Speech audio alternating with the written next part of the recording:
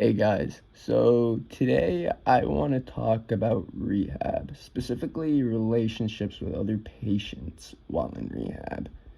I'm retelling this to the best of my ability, so some aspects may be off or missing, but yeah, let's get right into it. The story all starts at the first rehab I ever went to. I get here and it's cool. I make a few new friends, whatever. It's the first rehab I ever went to. And it was specifically for teens since I was 17 at the time.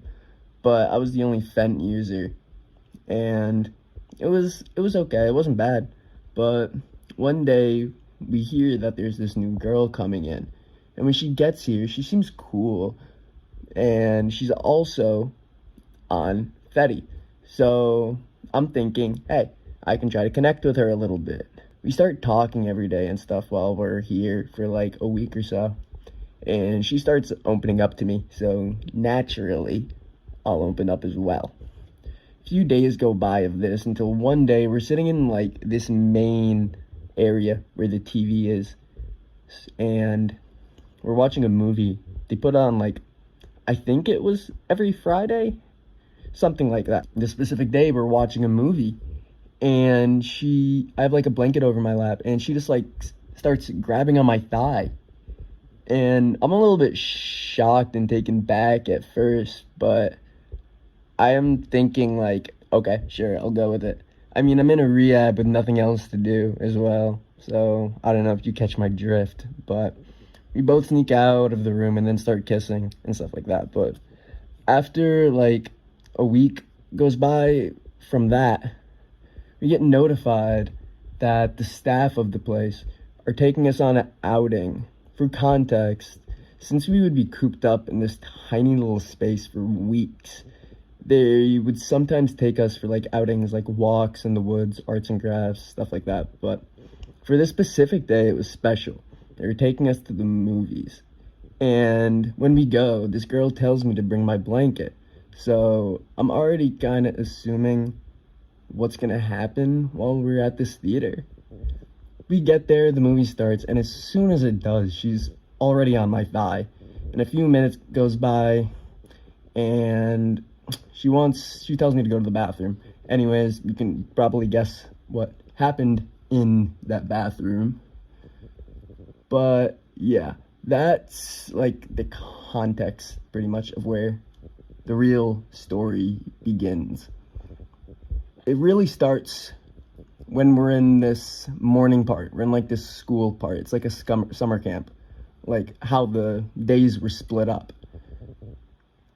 We had school because, remember, we're still teens, but I hear this fucking girl on the phone when the staff wasn't in the room, and she's talking, like flirting to some guy, saying, I love you, and like stuff like that. So I calmly go over and ask, is that your ex?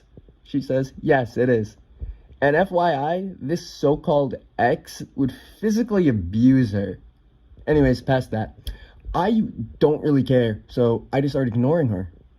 But I did feel incredibly disrespected. And now I don't condone this at all, but apparently someone, I don't know who, ordered Pizza Hut to her mother's house the next day. And a few hours go by after this happens until I'm listening to music on the TV, and she slams open the door. Why did you order pizza to my mother with cancer's house? I turn my head just like ever so slightly to face her and respond extremely politely, by the way. I have no clue what you're talking about, man. So her only logical response was, scream as loud as she can, I hate you! And slams the door and continue to yell outside. So I'm feeling kind of annoyed now. So I decide to play Chief Keef Don't Like and blast it on full volume. And she just fucking loses it.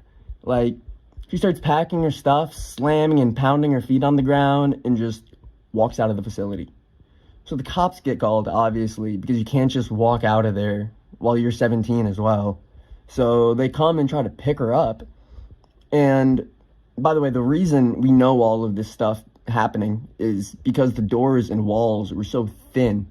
You could hear everything through them, conversations, all that. So we would listen in through the walls to know what was going on. And we hear that this psycho bites a cop and they're sending her to a mental hospital. But yeah, I never did see her again. But I guess the moral of the story here is don't date while in rehab. And if you do, don't lose your cool like that moron.